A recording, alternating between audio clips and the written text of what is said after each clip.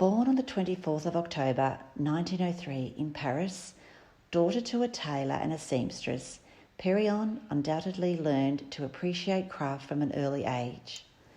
Charlotte Perriand was a French architect and designer who focused on designing functional living spaces to create a better society. Perriand states in her article L'Art de Vivre, the extension of the art of dwelling is the art of living in harmony with man's deepest drives and with his adopted or fabricated environment. Perriand's abilities were discovered early on in her life by her art teacher in high school, which then led to her mother proposing that she should enrol to pursue her talents and study at École de l'Union Centrale des Arts Décoratifs.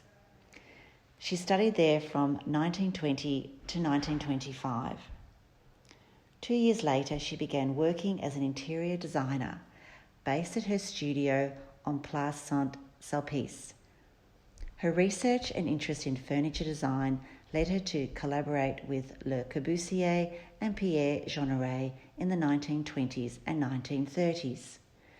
During this time, she worked on major projects, including the Villa Church, the Villa Savoy, the Cité de Refuge for the French Salvation Army, and the Pavilion Suisse at the City University. After graduating, Perriand renovated her own apartment. In her room, she included a built-in wall bar made from aluminium, glass and chrome, with some pool sockets as drink holders. In 1927, Perriand recreated this at the Salon de Tom. Although, after all the praise she received from this design in particular, Perriand decided she wasn't satisfied making designers for the well-off. She wanted to create designs which were produced in mass production and low-cost housing. She believed good design should be affordable and functional. Her salon exhibitions of the late 1920s call into question the stereotypical characterization of modernism as instrumental rationalism and therefore male.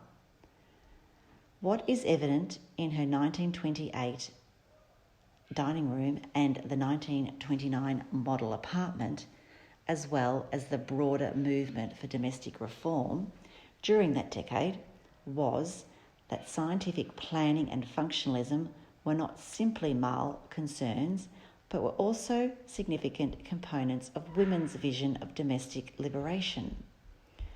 Perriand's salon exhibits in 1928 and 1929 challenge characterizations of both modernism and rationalities as exclusively male.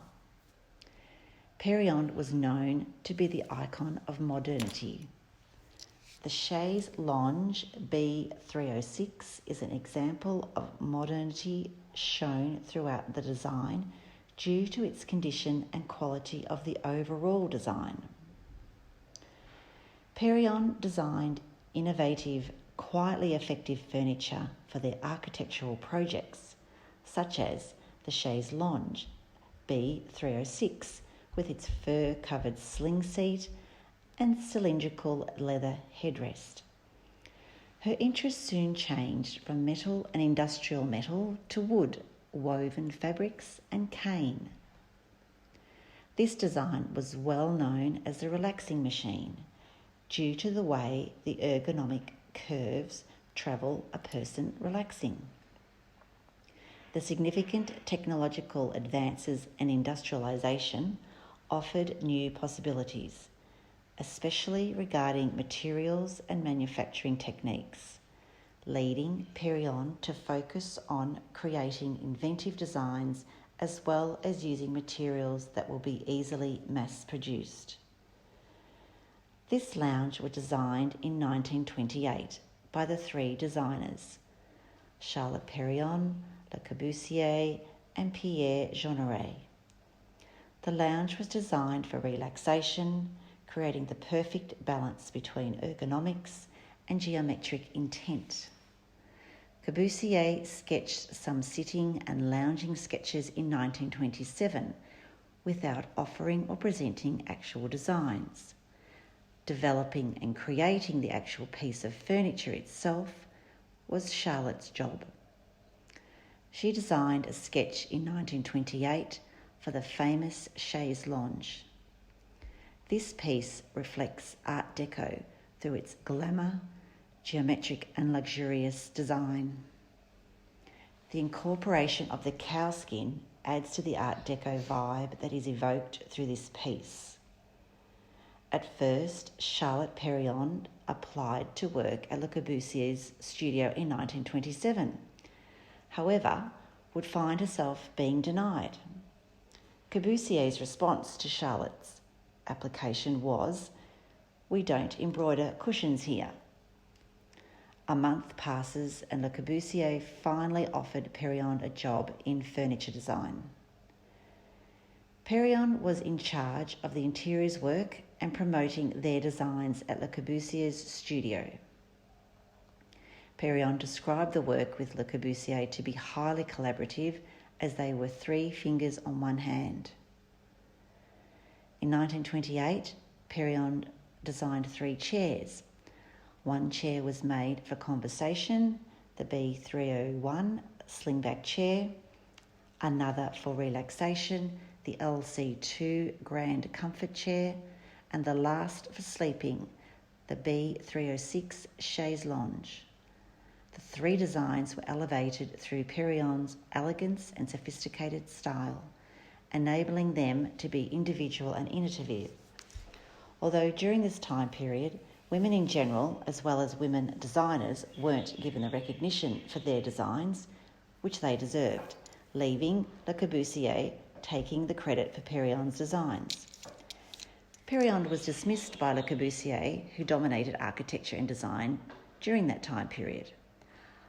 After a decade of working with Le Corbusier, Perriand stepped out of his shadow into a successful career of her own.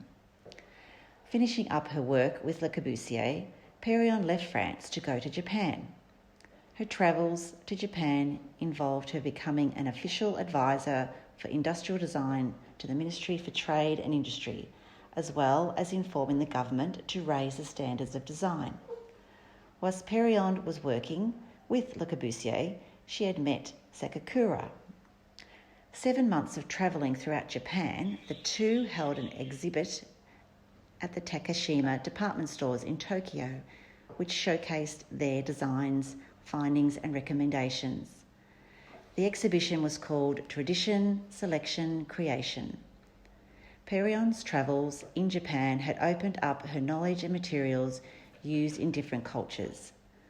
Fascinated with Japanese design, materials and techniques, she was strongly influenced by Kakuzo Okakura's The Book of Tea and the ideas of simplicity contained therein. She would reference the book throughout the rest of her career, and at the age of 90 designed a Japanese tea house for the UNESCO garden in Paris. She was particularly impressed with bamboo. In 1940, Perriand revisited and designed the renowned LC4 chaise lounge. Its organic form had been reissued and is now available in bamboo wood. Finally, Perriand was an exceptional personality who was determined to display her vision of the world through cultural and artistic expression. Her work has left us and is now recognised with changes in the social and political order, as well as the role of women in society today. Charlotte Perriand was committed to leading a counterfeit evolution, resulting in her legacy now, introducing new relationships between the arts themselves, from architecture and painting to sculpture, as well as with the world's most diverse cultures.